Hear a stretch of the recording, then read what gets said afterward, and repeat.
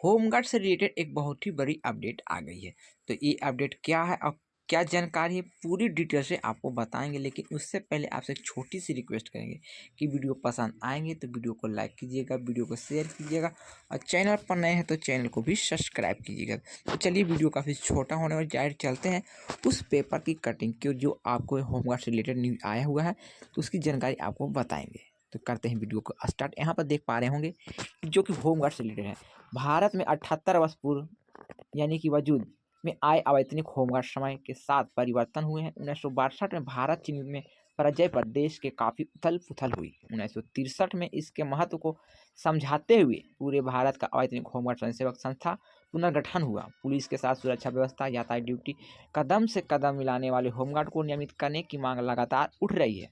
1981 से लेकर 1982 में इसके कुछ पद जैसे कि जिला कमांडेंट, ब्लॉक ऑर्गेनाइजर, रनर, माल आदि अवैतनिक हो गए हैं। कंपनी कमांडर, प्लाटून कमांडर व होमगार्ड आज भी अवैतनिक है। यहाँ पर जो टाइटल में लिखा गया है कि समस्याओं से जूझकर भी दायित्व निभा रहे हैं हमारे होमगार्ड के जवान। यहाँ पर जो बातें लिखी गई आपको डिटेल से पढ़ के सुना देते हैं, तो आप लोग थोड़ा सा वीडियो को गौर से देखिएगा। यानी कि कड़ाके की शीतलहर, कोहरे की धुंध, मानसून में बारिश हो या ग्रीष्म ऋतु की गर्म हवाओं, लू, होमगार्ड महकमे की सुरक्षा हर पॉइंट पर मुस्तैद के साथ निभाते आए हैं और निभाते रहेंगे। चाहे शहर हो या इलाका हो, गश्त हो, बैंक हो, सब्जी हो, गल्ला मंडी या सरकारी प्रतिष्ठान, हर जगह जिस मुस्तैद से या अपने कर्तव्य के प्रति समर्पित है। देर रात में ड्यूटी खत्म होने पर लंबी दूरी तय कर घर जाने के अलावा कोई रास्ता नहीं बचता है। वजह, जिस थाने में अन्य ड्यूटी स्थल पर ड्यूटी करते हैं वहाँ से 2-4 घंटे विश्राम का ठौर नहीं मिलता है। इसके विश्राम के थाने में बैरक को शासन स्तर से मौखिक की फरमान हुए हैं, यथार्थ धरातल तक कुछ भी नजर नहीं आया है। यही वजह रही कि विगत वर्ष लगभग 8 वर्ष में होमगार्ड ड्यूटी लौटते समय सड़क दुर्घटना के शिकार हुए होमगार्ड दुर्गेंद्र ने, कुमार अवस्थी ने, गोपीनाथ सिंह ने, इनको भारी भरकम कर्ज लेकर अपना इलाज करना पड़ा। इसके बाद देखिएगा कि होमगार्ड, ईपीएफ, आयुष्मान कार्ड जैसी मांग को तरस रहे हैं होमगार्ड के जवान। यानी कि लिमिटेड कंपनी में श्रमिक का ईपीएफ फंड कटता है। होमगार्ड का एक बड़ा संगठन के लिए बावजूद होमगार्ड ईपीएफ की मांग करते रहे हैं। यही नहीं, ड्यूटी के दौरान सड़क दुर्घटना या अन्य वजह से बीमारी का हालत में इन्हें स्वास्थ्य चिकित्सा गारंटी आयुष्मान कार्ड से भी वंचित रखा गया है, जबकि आश्वासन मिलते रहते हैं। कुछ थानों में जहाँ थाने के गेट के परिसर पर बैरक बनी रहती, वहीं ड्यूटी के फायरिंग होने पर पल दो पल का आराम नसीब नहीं होता है।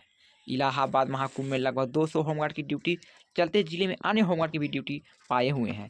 80 होमगार्ड दिल्ली चुनाव ड्यूटी में जा रहे हैं, जबकि जिस होमगार्ड की ड्यूटी नहीं लगती है तो उनके सामने परिवार का आजीविका का संकट खड़ा हो जाता है।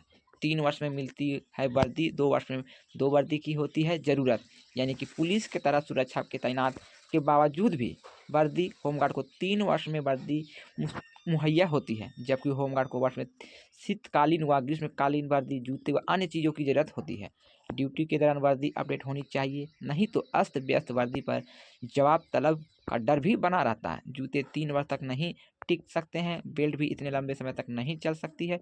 इन समस्याओं को ध्यान में रखा गया है, यानी कि रखा जाना चाहिए। होमगार्ड की घोषणा का इंतजार है कि होमगार्ड का कहना है कि उन्हें भी मानदेय पाने का अधिकार है। सरकार उनकी इस समस्याओं का जल्द से जल्द समाधान करने का प्रयास करना चाहिए ताकि हमारे चेहरे पर भी खुशी आ सके।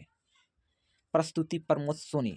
यहाँ पर आप लोग देखिएगा कि इन समस्याओं से रोज होते हैं 2-4, यानी कि होमगार्ड को सप्ताह में 1 दिन का अवकाश भी मिलना चाहिए। ये मांग बहुत ही अच्छी है, जो कि सभी राज्य के होम जवानों को इस तरह का सुविधा मिलना चाहिए।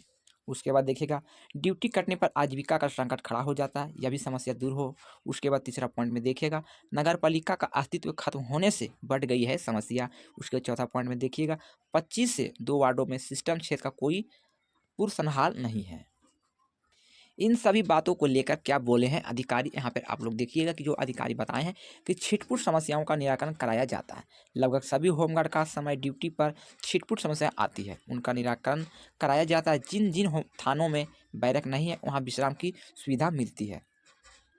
ताज रसूल, जिला कमांडेंट, होमगार्ड। और यहाँ पर आप लोग देखिएगा कि कथा व्यवस्था, यानी कि ड्यूटी मिलती रहे तो नहीं हो कोई दिक्कत, यानी कि होमगार्ड जवानों को लगातार ड्यूटी मिलती रहे तो कोई भी दिक्कत नहीं हो सकती है।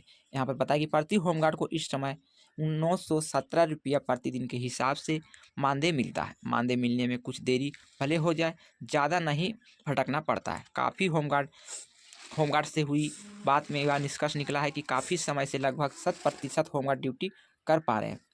परेशानी तब किसी होमगार्ड को ऊपर होती है जब किसी की शिकायत पर ड्यूटी काटी जाए। ऐसे में उन्हें वंचित रहने के दौरान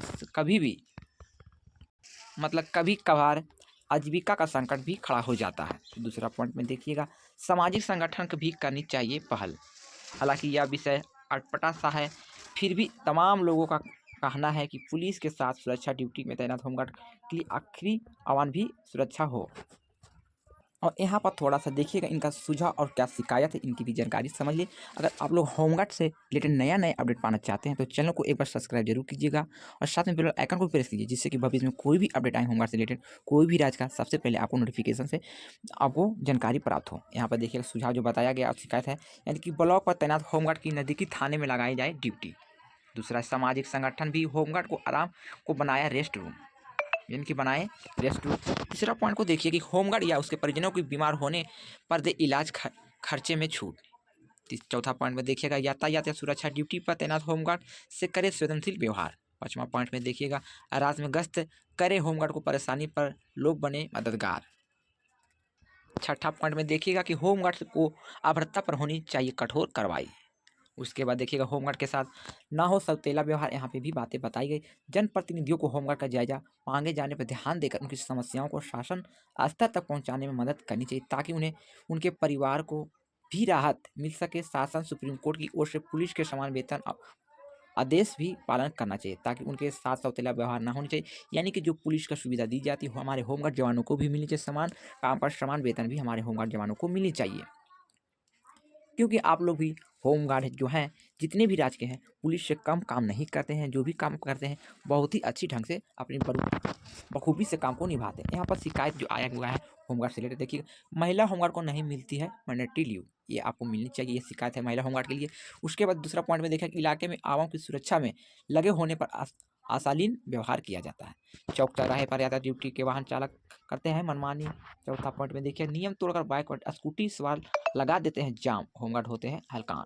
ई रिक्शा की बढ़त से पूरे दिन जूझता है होमगार्ड चालक, करते हैं बदसलूकी, बीमा की नहीं है विभागीय सुविधा। बस ये सब पूरी जानकारी थी जो मैंने आपको डिटेल से बताया। फिर भी अगर आपको कोई डाउट है तो आप हमें कमेंट कीजिएगा। कमेंट तो हम जानबूझकर ऑफ रखते हैं, क्योंकि कोई भी न्यूज़ देते हैं तो आप लोग डायरेक्ट बोलते हैं कि फेक न्यूज़ है, इसलिए मैं डायरेक्ट ही कमेंट को ऑफ कर देते हैं, जिसके लिए क्षमा चाहते हैं आपको। साथियों, बस ये छोटी सी जानकारी थी। जानकारी पसंद आए तो वीडियो को लाइक कीजिएगा, वीडियो को शेयर कीजिएगा, चैनल पर नए हैं तो चैनल को भी सब्सक्राइब कीजिए। अगर मैंने वीडियो में कुछ जानकारी गलत दी है या जानकारी आपको कुछ गलत लगे हैं तो अपना छोटा भाई समझ के क्षमा कीजिएगा। मिलते हैं एक और नए वीडियो के साथ, जब तक के लिए goodbye, thank you for watching.